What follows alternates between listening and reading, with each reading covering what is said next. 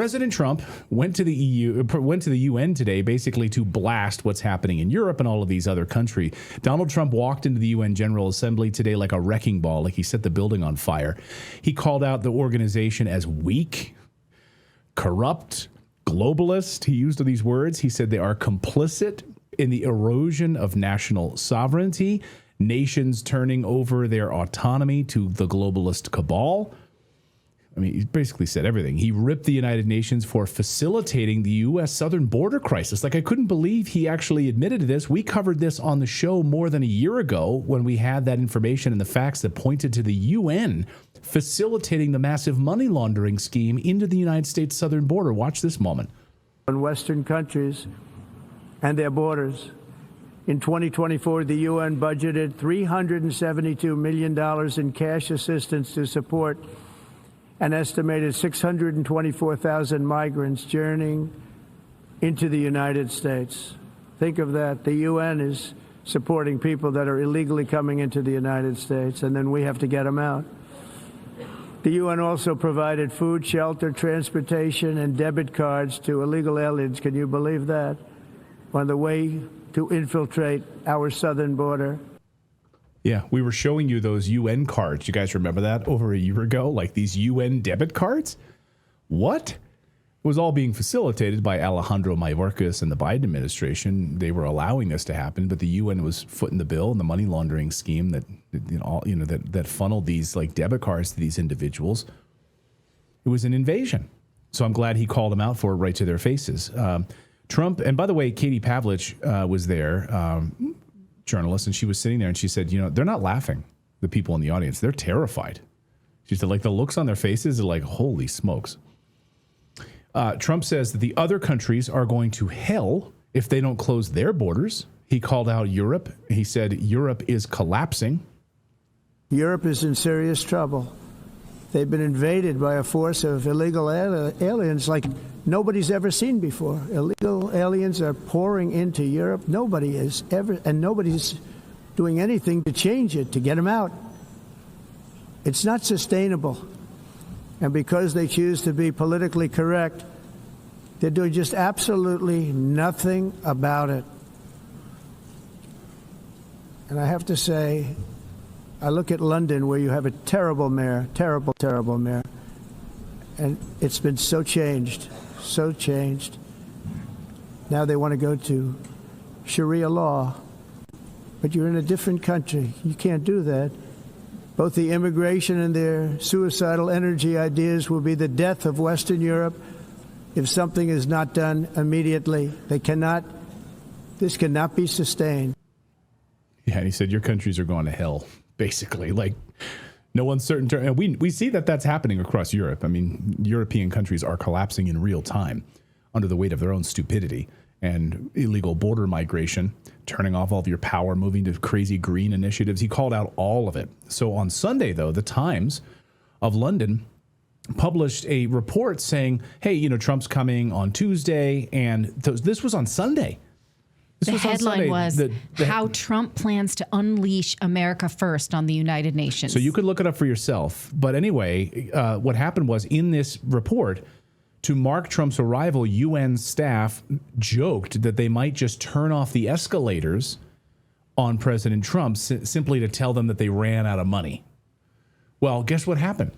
So President Trump and Melania are getting ready to walk up into the speech. And guess what happens? The escalators running fine. Then suddenly, boom, they shut them off. Trump's like, what the hell is going on here? You know what? Fine. Melania's like, well, we're walking. These a-holes. They did it on purpose. So they reported this on Sunday. Carolyn Leavitt, White House press secretary, just tweeted a moment ago. She said, if someone at the UN intentionally stopped the escalators the president and first lady were stepping on, they need to be fired and investigated immediately. But it got worse than that. That was not the only piece of sabotage. I think it's absolutely sabotage. Then the president was starting to speak. And just as he was starting to speak, the teleprompter went down on purpose. Watch. Very much appreciated. So his speech disappears from the teleprompter. And I don't mind making this speech without a teleprompter, because the teleprompter is not working. I feel very happy to be up here with you nevertheless, and that way you speak more from the heart. I can only say that whoever's operating this teleprompter is in big trouble. Yeah. So it was sabotage. It was done on purpose. He handled it well. I mean, someone was trying to embarrass him. 100%. And he is above being embarrassed in that way. This person has been the victim of lawfare. No matter what you think about it, he has been the victim of lawfare. And so clearly someone was trying to embarrass him and he just shook it off. But I do hope that there's punishment for that, because this is the world stage and this is an organization that our tax dollars go to. Okay. Yeah. So again, as I mentioned, Katie Pavlich was there in the audience, and she said these people were like, I'm here, and they are not laughing. They actually look kind of terrified. Well, Kamala Harris went on The View today and said that the United Nations, they laugh at President Trump. Well, okay, that brings me to ask the question, what did you know? Did you know that there was some kind of effort to sabotage him with embarrassing stunts? Curious, right? She says that they have laughed at him in the past. This reporter, Katie Pavlich, says, no, they actually look terrified because President Trump is saying, we're not here to play your globalist games. Kenya Montillo in our chat says, do not be fooled. He's still reading Redacted. Redacted's fooling you. Well, no, he opened up his speech, right? He had a printed copy of his speech, and he opened it up and he started reading his speech instead of reading the teleprompter. Like, we're not fooling you. Like, he instead of using the teleprompter, he opened up his speech. He had it in a binder and was reading it. So the same way that happened to Bill Clinton, famously during the State of the Union address a number of years ago. Bill Clinton was an amazing speaker, and the teleprompter went out, and he just sort of started ad-libbing, and started speaking there, I think, until he got his notes together. I don't even know if he had a speech in front of him, to be honest with you, Bill Clinton. Anyway, enough of that. Well, a congressional bombshell went off this morning, and we're finally getting answers from YouTube as to why certain channels were banned, blocked, removed for political speech. Representative Jim Jordan, months ago, started a process of subpoenaing Google and YouTube for why they removed and deplatformed so many conservatives for covering COVID, elections, or other controversial topics. YouTube is now admitting, yes, they did that, and they're sorry about it, and it won't happen again. Wink, wink, we'll see. So this happened, some context here. Back in March of this year, Jim Jordan sort of went on a subpoena spree of social media platforms for suppression of conservative speech.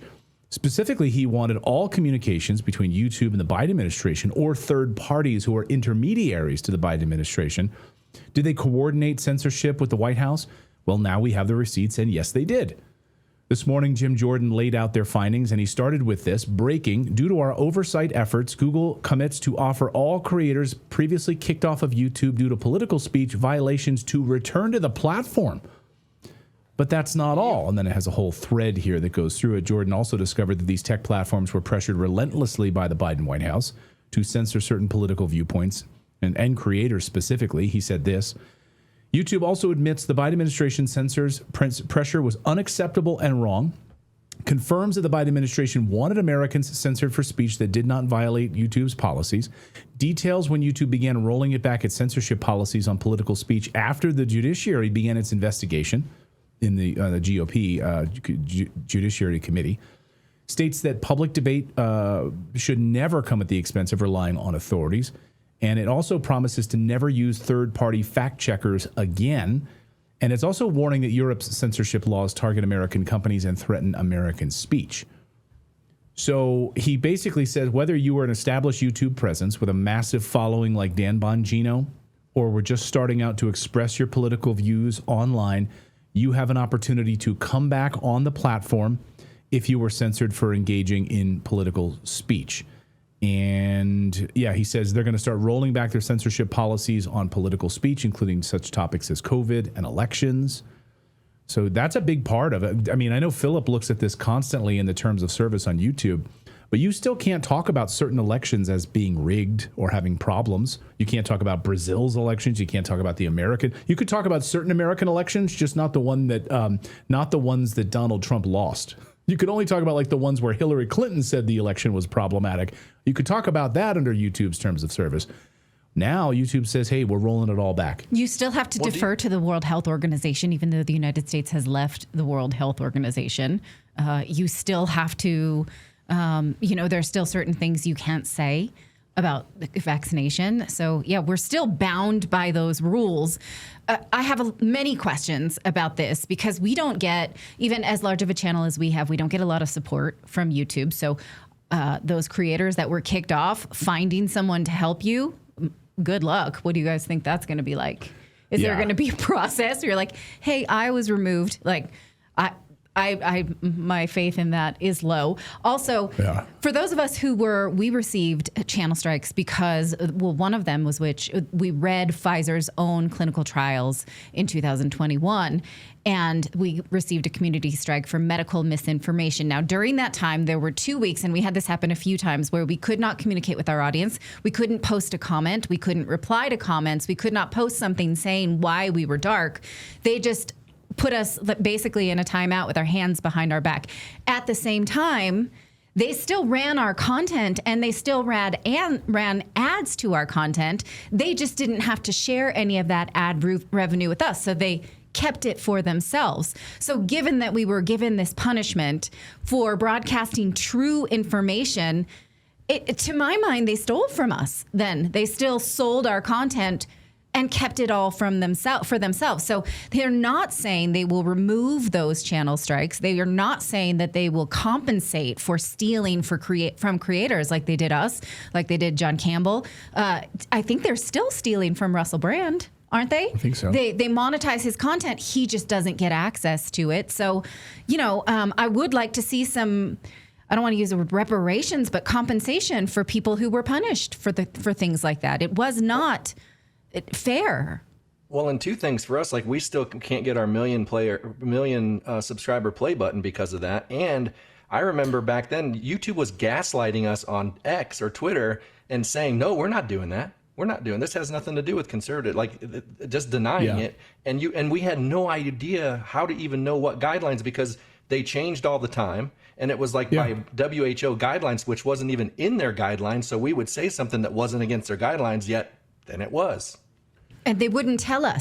And so we would contest and say, which part of this didn't you like? And they wouldn't tell us. Well, the same thing happened with Ukraine when we were covering the truth about the Ukraine war, and we were blasted, and we got banned or had content removed, and they gave us a violation on our channel for a week when we called out the propaganda of the Ukraine war and what Zelensky was doing, specifically standing in front of a green screen and filming all sorts of fake propaganda. Well, and we got in trouble for that. On that one, because that's why I like to bring this one up, because it always blew my mind. Because what they said, the reason they gave for that was hate speech, because we called neo-Nazis, and they said that was hate speech. Right. And so we thought, wait, are we supposed to be pro? Right. We were like, oh, no. I even wrote back to the YouTube rep, and I'm like, so what you're saying is you guys are defending Nazis now? Like that the official position of this of your network is that you are in support of Banderites and neo-Nazis? Like that's really what you guys support? And I got no. They're like, we understand your concerns, but we still are going to keep your channel strike, and we're going to still keep you off the air and all this stuff. Anyway, all that to say, Jim Jordan made some promises to Tucker over a year ago before Tucker got fired from Fox, or more than that. And Tucker was like calling him out. He's like, hey, you receive money from Google. You get money. Google donates to your campaign. Like, are we really going to believe that you guys are actually going to go after these people? And he did. And all these subpoenas poured in, and Google and YouTube say they're reversing course, and now they have this oversight. And the lawyers and the law firms representing Alphabet have come forward in that. So, and now, I mean, to be honest, I'm still afraid to have done this segment right now. I still have sort of that PTSD. Well, yeah, I got in trouble with Dad, and I don't want to get in trouble again, right? One thing, though, that you can do if you are still watching us on this platform, and we appreciate you being here, we have tried really hard to navigate these rules. Push a like, push a share, try, if you're not subscribed, try to share this content if you can, because that helps, because the algorithm, we're showing you how YouTube is against wrongthink. You can only help by interacting. Leave a comment, leave a flower, whatever it is. Do that for all your favorite creators. Every time you watch something, a like it's free, right? Just do it, and then you can help us fight the censorship machine that still exists. Yeah, and, does that mean subscribe. They're going to Thank you. Backpedal on the inoculation campaign? What was that? Does that mean they're going to backpedal on the inoculation campaign? You know, they want to inoculate us with the truth. Right. That's right. We covered that not too long ago, that they were going to start pre-bunking information to get ahead of creators that they didn't like. So they were going to start programming you. They called it inoculation for things like stolen elections, vaccine information. So, I have not seen where that went, but that was free for them to say under the Biden administration. So at least, no matter what you think of Trump, we live in a climate where that's no longer okay to say. One more thing, though. They are going to roll out community notes. So, yes. So we'll see how well that works. I don't know, but they are going to roll out community notes on the YouTube platform as well. And they're saying Meta followed suit, and now YouTube will start to offer a community notes soon. So we'll see about that. We'll see how that works. That system has been so easy to co-opt too, though. You know, I see so many community notes that are just citing sources that are mainstream establishment sources, and I just don't like it. Oh, one more thing I should point out. Our audience is going to see through that. If we do a segment like this, and then they link to a New York Times article saying YouTube denies, nobody's going to be like, well, okay, New York Times has less word on this, then okay. Oh, Wikipedia, which is the worst website in the world. Like anybody that believes a Wikipedia article is then they're not here. Handicapped. They're not here on Redacted. So no, and I should just say one other thing. We were talking about YouTube, and most of our audience has really sort of migrated over to Rumble anyway. So we've got like 35,000 of you watching us live on Rumble right now. And just to compare the audiences, like we're live on YouTube, and where there's about 14,000 of you watching on YouTube. So over the past year and a half, because most people know that YouTube has not been a free speech platform, and Rumble has been, you've seen this massive shift. I think that's probably why that YouTube is sort of scrambling right now, because, Harrison says, we'll take pride when our stuff gets community noted. Exactly. Okay, but you know what? At least that's a substantial argument. It's not someone saying, I effing hate you, which I get on Twitter. So anyhow, okay. Well, what we just talked about was a clear violation of First Amendment rights. Liberals don't care about that. What they are upset about was the cancellation of Jimmy Kimmel. And good news, coastal media elites will get their way. ABC announced on Monday that it will resume Jimmy Kimmel Live on Tuesday. That's today, after suspending him for like 1.5 days over misstatements about the murder of Charlie Kirk. But not so fast. Both Sinclair and Nexstar both say they will not air it on their syndicates. So that was how the fallout began last week, because both syndicates, who have dozens of markets that run ABC content, will not run that show in that hour. So ABC will tape it, but dozens of markets will not see it. Here's the statement by Sinclair. Like, hey, we made this decision last week. It stands. ABC, tape the show if you want to, but we made this decision. This doesn't change. Here's a statement by Nexstar. Same thing. They say, hey, if you really want to watch Jimmy Kimmel Live, you can watch it on Disney-owned streaming products. So go ahead and do that. The problem is so many liberals canceled their Disney Plus streaming service. So will they re-sign up to watch it if they don't get it in their market? What's the plan here, dudes? Like, you're really... Your protests are doing something in the world. You're basically Rosa Parks. So what do we do now? To me, here are a few of the funniest parts of this elitist tantrum. Number one is that YouTube today admitted that they censored content at the request of the Biden administration, which was a real First Amendment issue. No liberal cared about that. No liberal politician, no silence, crickets. So defending Jimmy Kimmel's right to lie and then avoid a government investigation rings about as vapid as a Hollywood actor. Number two, since Sinclair refused to host the show, now Democratic Senator Scott Wiener is threatening them with lawfare. He put this online today, like, okay, I'm going to break them up then if they're not doing what we want, which is exactly the kind of First Amendment violations that Democrats thought they were offended by. They don't get it. You don't understand the First Amendment, clearly. And lastly, this statement by ABC announcing Kimmel's reinstatement, where they say, last week, we made the decision to suspend him to avoid further inflaming a tense situation.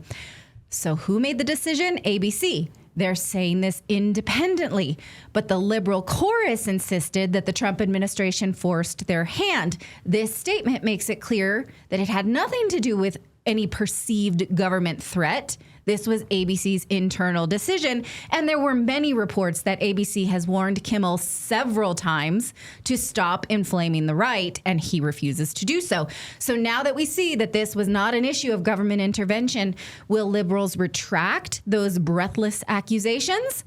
They are not doing that. They are victory lapping, saying that their tantrum worked. Here is Senator Liz Warren saying, this was a First Amendment victory. ABC just showed us it was not a First Amendment victory at all. Critical thinking would tell you that. And we can extrapolate that if a government threat was perceived, it still exists. If there is an investigation by the FCC, ABC will face it, and this statement will only implicate them in having looked into Kimmel's lies and then letting it go without retraction. Unless he retracts it today in some kind of satisfactory way, which we haven't seen it yet, so we don't know. So would ABC risk that just because Hollywood had a tantrum just to save one of their own? In the end, I think it makes it crystal clear the priorities of a feckless Hollywood society. They think Jimmy Kimmel is the working class worth saving. And I say this all the time. If you don't know the Hunger Games, you better get familiar. This is the Capitol. They are defending their own. I pray someday they see how much the people in the districts truly hate them. That's all I'm going to say on that. Well, Kamala Harris' new book drops today. How many of you guys pre-ordered it? How many of you guys were waiting for the Amazon delivery man to show up and pick up your 107 Days Kamala Harris book? She is on a national liberal media tour about some of the some of the revelations in her book. She's asked to clarify some of the points in her book. Among the biggest revelations is that she's blaming Biden for not dropping out sooner. That's, like a typical liberal can never take stock of their own misgivings and failures and blaming other people. They have to play the victim, of course. So she's the victim in this scenario because Biden wouldn't drop out earlier. So she only had 170 days to launch her campaign. And she feels reckless for not asking Biden to drop. Wait. This assumes she would have won a primary if Biden had made the decision to step out because of his own personal introspection. She never won a primary. So she's assuming that she would have won a primary, but all data to the contrary. I guess. When she did primary, she got what, 3%? Right. That was where she was at? Yeah.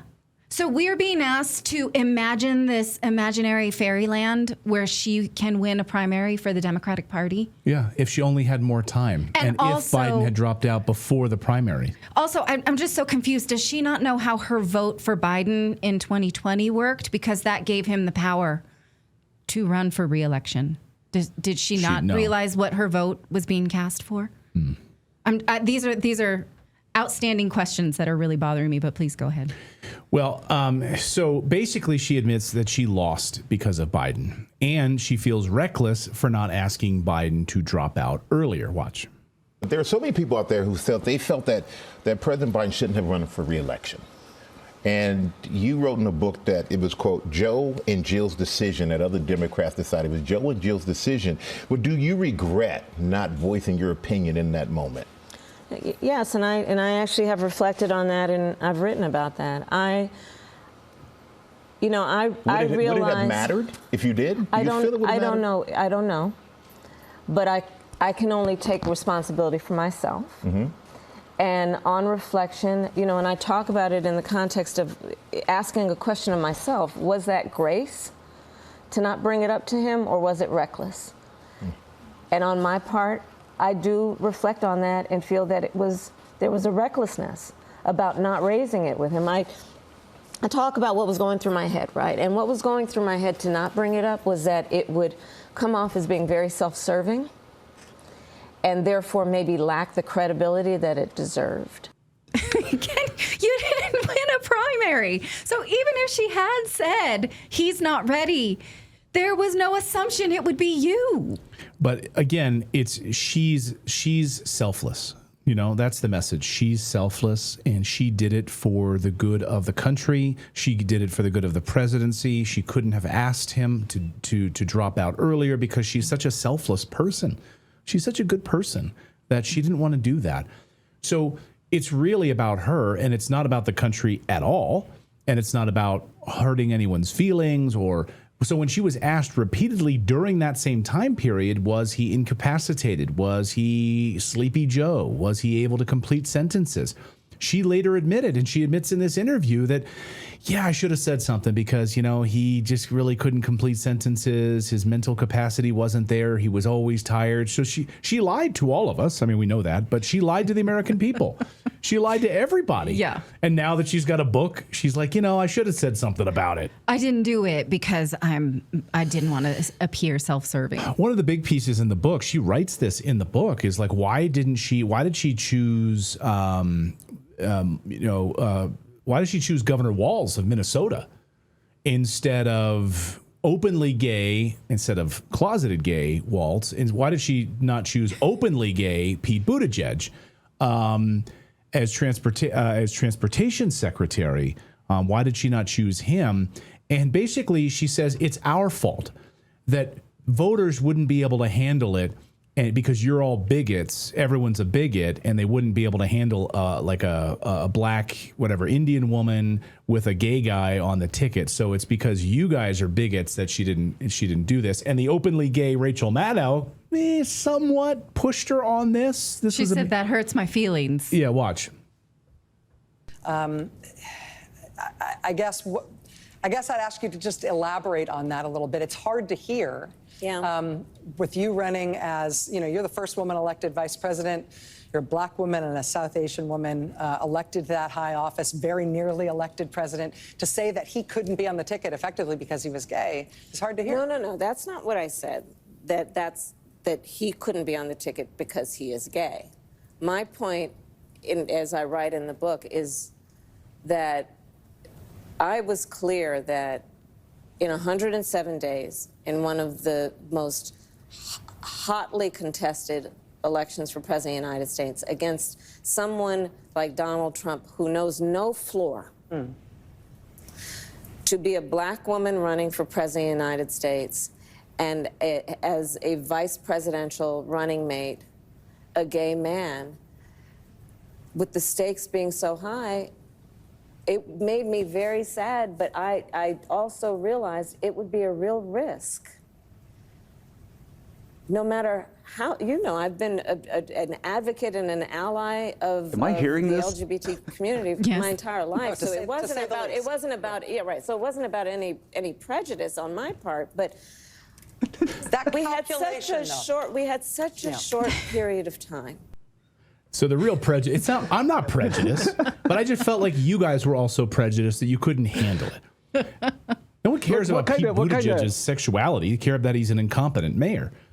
That he was an incompetent mayor. Go ahead, Philip. Like what kind of ally is that? Like, yes, I stand for the rights of LGBTQ people, but just get away from me. I can't be anywhere near you. I want you to be gay over there. Right. Yeah, exactly. I don't want people to associate we didn't have enough with time. you. We would need more time to explain. You know, 107 days was just not enough time to educate people on how great gay people are for my ticket. So we needed more time. Now think about how pro DEI the Democrats are, and she's saying, "I want other companies to participate in DEI and fill their racial quotas and their minority quotas and their disadvantaged quotas, but not for my campaign. I'm not going to do that. I'm not going to fill any quotas." Because I got to win. So my question is, like, what the hell is she doing? Why did she write this book? Is she trying to run again? Because no one's going to vote for her. No one wants her. The Democratic Party absolutely doesn't want her. CNN even did an analysis post-election yesterday. Like, how favorable is it right now for Kamala Harris in the country among Democrats and other voters? Here's what CNN had to say about it. Watch. I would just say that if you want a messenger to go against Donald Trump, you could do far better as Democrats than Kamala Harris. What are we talking about here? Well, let's take a look at her net favorable ratings nationwide. You know, back in October of 2024, she was at -5 points. Not exactly great, but pretty close to the zero mark, right? Pretty close to even. But now, down under she goes. She's at -13 points. That's an 8-point drop since the general election among the overall electorate. She is not well liked at this particular point. The American people, they don't want this. They don't want her. And get this, she's 37 points underwater with independents. If you can't win independents, you can't win the election. And the bottom line is, with those in the center of the electorate, those who are the most up for grabs, she is way underwater. She is definitely swimming with the fishes. So that's CNN. That She's swimming with the fishes. I mean, literally, like she's been killed by the mafia. She's swimming with the fishes. I love his little interpretive dance where he jumps and dives. I watched it 9 times. Like, man. I can't say it enough, so I'm going to act it out. How bad. It's like this. It's so bad. Okay. All right. So anyway, that's enough of Kamala Harris. But let me know in the chat room, you guys. Let us know, is she running for president? She says she's not. I mean, and like, why is she doing this? Why is she going on this tour now, sort of like scorched earth, blaming Biden and all of this stuff? It's really interesting. So let us know in the comments below. This could be the first gold stocks bull market in 20 years. So for this new bull market, I am profiling my quintessential gold copper exploration and development opportunity on U.S. soil. That is the sponsor of today's video, U.S. GoldMining Incorporated. Here is their ticker on your screen. They are easy to find right on the NASDAQ. So the tailwinds from Washington are exactly the opposite of what they were in the past 30 years. They are productive and constructive towards mining, and they're positively contributing towards the overall rally right now in mining stocks. Take a look at U.S. gold mining right now. Now, it's important to understand Alaska has been important for Trump's administration. Senators and the governor of Alaska have all visited U.S. gold mining's project in Alaska and its estimated mineral resource there. It's the largest undeveloped gold copper project in terms of proximity to Anchorage, Alaska. Trump also issued an executive order on day 1 of his presidency calling for the unleashing of Alaska's extraordinary resource potential. He did that on day 1. Now, the administration then issued a second executive order called Immediate Measures to Increase American Mineral Production. And that executive order directs government agencies to immediately facilitate domestic mineral production to the maximum extent possible, including copper and gold. In addition to all of that, the federal tailwinds, support at the state level couldn't be stronger. Alaska Governor Mike Dunleavy is a strong proponent of economic growth and the infrastructure to support mining in his state. And he personally visited the U.S. gold mining project himself, along with support from the governor. The project has been visited by Alaska Senator Lisa Murkowski. And in April of 2023, U.S. gold mining went public with the symbol USGO on the NASDAQ for just $10 a share. Gold's price then was below $2,000 an ounce. Today, gold's price has climbed to over $3,500 an ounce and just hit new all-time highs last week. And U.S. gold mining stock is currently trading below its IPO levels. Look at this. Look at their Whistler project here. The Whistler project mineral resource estimate comprises 294 million tons at 0.68 grams per ton gold equivalent for 6.48 million ounces gold equivalent indicated, plus 198 million tons at 0.65 grams per ton gold equivalent for 4.6 million ounces gold equivalent inferred. But what you need to understand is how important this is. You should review their entire annual report, U.S. Gold Mining's entire annual report on their Form 10K, and you can study their technical report and their summary incorporated inside of it as well. For information on the project and the mineral resource estimate, you need to read it for yourself to dive into this, okay? Right now, U.S. Gold Mining share price and its market cap are lower than in April 2023 when it was spun off and went public. While other factors can impact stock performance, I think this supports a further look, in my opinion. So here's where this gets interesting in my view.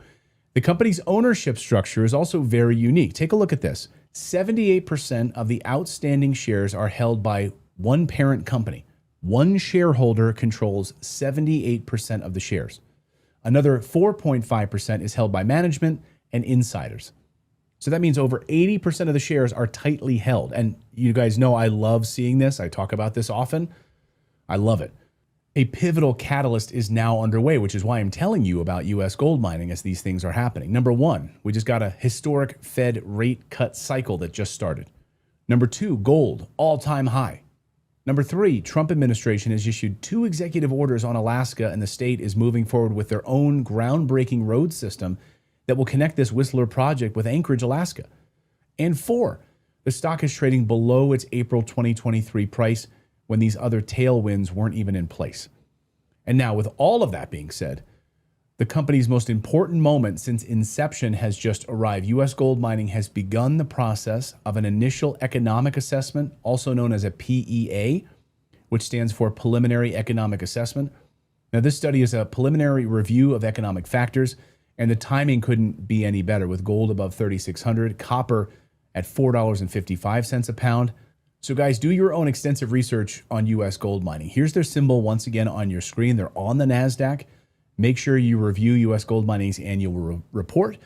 There are other filings with the SEC. Do all of this own research yourself. And we'll have links to everything in the description below. And we'll see you next time, everyone.